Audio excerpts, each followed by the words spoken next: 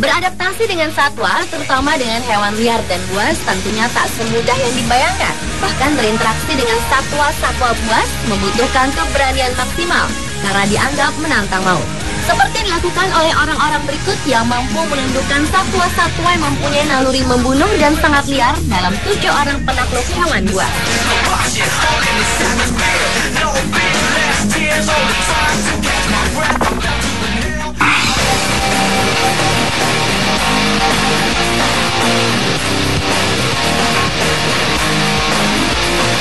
Diawali dengan sang penakluk hewan buas, Kevin Richardson. Kevin adalah seorang pria pemberani yang memiliki hobi bermain dengan hewan karnivora sejak usianya menginjak usia 3 tahun. Ketika beranjak remaja, Kevin dijuluki The Breedman of Orange Grove karena ia sangat senang sekali berpetualang dan menaklukkan setiap hewan buas yang ia temui. Walaupun Kevin adalah penakluk hewan buas, tetapi ia tak pernah menggunakan rantai, tongkat, atau senjata, melainkan dengan menggunakan naluri, cinta, rasa pengertian, dan kepercayaan untuk menimbulkan ikatan pribadi dengan hewan buas. Dan ia juga mengerti apa yang bisa membuat mereka marah, senang, atau jengkel, seperti pemahaman seorang ibu terhadap anak-anaknya. Terakhir, Kevin terlibat dalam pembuatan film berjudul White Lion, sebuah film dokumenter yang menceritakan kehidupan seekor singa putih yang bernama Led Saksi yang dirilis pada tahun 2010 dengan waktu pembuatan film selama 4 tahun.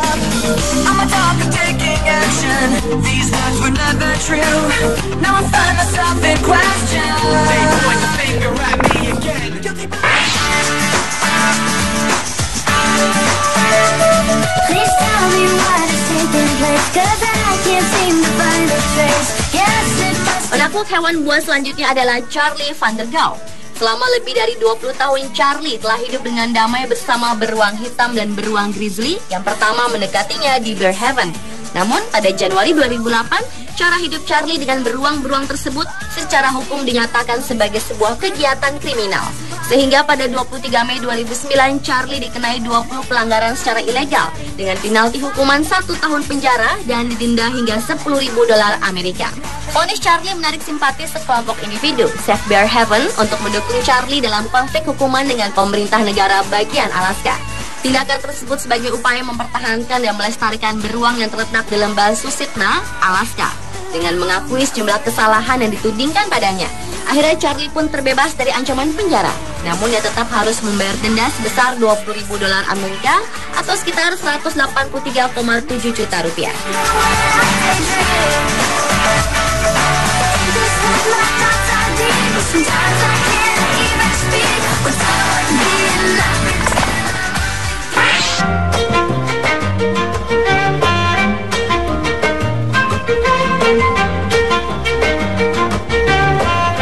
Berikutnya adalah penakluk hewan buas bernama Tipi.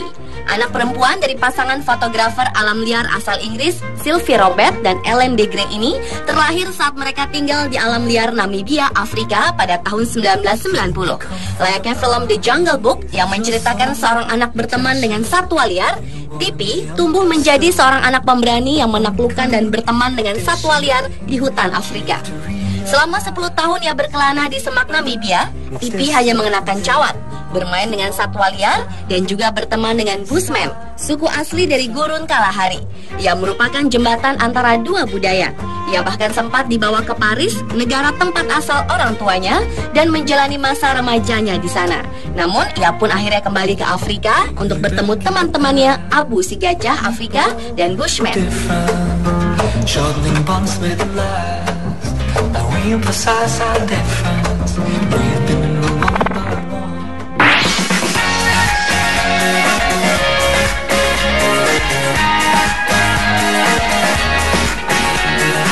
Lanjut ke penakluk hewan buas berikutnya, Marlise van der Merwe.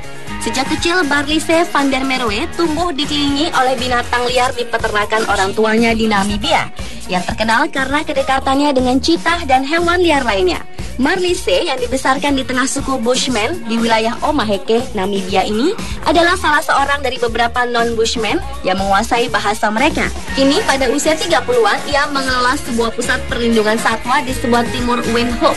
Dengan bantuan para pelacak jejak dari suku Bushman, ia telah banyak merehabilitasi binatang-binatang liar yang kehilangan induk dan terluka. merelokasi mereka dari area yang rawan konflik ke area tempat wisatawan bersedia membayar mahal untuk melihat mereka. Bersama dengan suaminya Dr. Rudy Van Vuren, Marlice terus berupaya mengembangkan usahanya melindungi seluruh hewan-hewan buas yang ada di Namibia, meski harus menantang keberingasan hewan-hewan liar tersebut.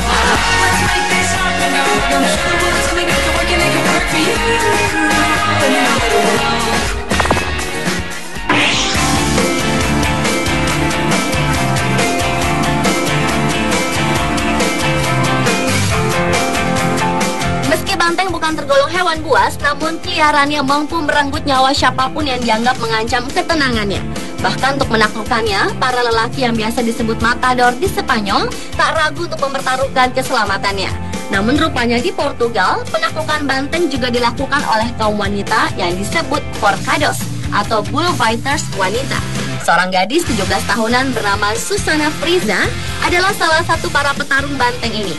Tak hanya piawai menaklukkan banteng, gadis belia ini bahkan mendirikan sebuah kelompok forcados perempuan pertama di Portugal.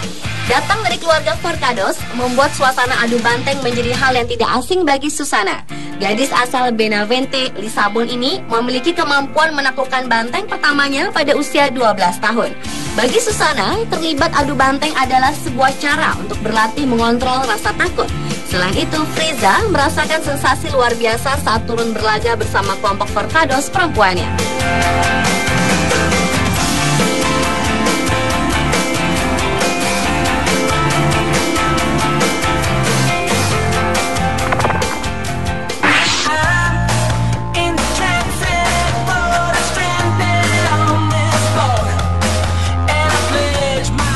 Bernama Jeremy Wade asal Inggris merupakan penakluk hewan buas berikutnya. Ia telah menaklukkan ikan piranha pemangsa buaya dari Sungai Kongo, Afrika. Seekor piranha raksasa yang biasa dijuluki sebagai ikan harimau Goliat itu berhasil ditangkap oleh Jeremy saat melakukan ekspedisi ke Sungai Kongo di Afrika. Ikan harimau Goliat merupakan ikan air tawar yang paling ditakuti di dunia. Dengan ukurannya jauh lebih besar dari piranha biasa yang memiliki 32 gigi seukuran gigi hiu raksasa putih. Di Afrika, ikan ini biasanya memangsa manusia dan buaya. Ikan ini juga hanya dapat ditangkap oleh segelintir nelayan karena habitatnya memang sulit dijangkau. Jeremy mengaku membutuhkan waktu 8 hari untuk membawa ikan itu ke darat. Akan tetapi, demi menjaga kelestariannya, ia pun kemudian melepaskannya kembali ke sungai.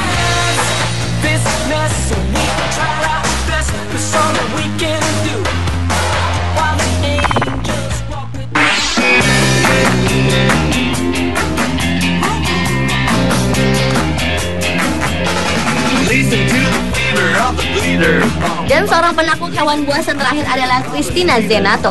Seorang penyelam wanita asal Italia ini dikenal dengan aksinya menaklukkan hewan laut terbuas yaitu hiu. Wanita ini tampak jelas melakukan hal yang mustahil terhadap hewan predator ini. Dan hiu tersebut tampaknya sangat menyukai perlakuan hangat Cristina. Terbukti dengan aksi yang telah berhasil memegang predator itu secara vertikal dengan posisi hidung hiu di telapak tangannya. Zenato bisa melakukannya berkat teknik mengusap pada hidung hewan ini. Kondisi tonik ini merupakan kondisi di mana hiu mengalami kondisi lumpuh alami. Dan wanita yang telah bekerja sama hiu selama 15 tahun ini menggunakan kemampuannya untuk membuat hiu berada dalam kondisi mengantuk. Hal ini dilakukan untuk mengajari para penyelam bagaimana cara menghilangkan parasit atau kail yang tersangkut di mulut hewan laut terganas tersebut.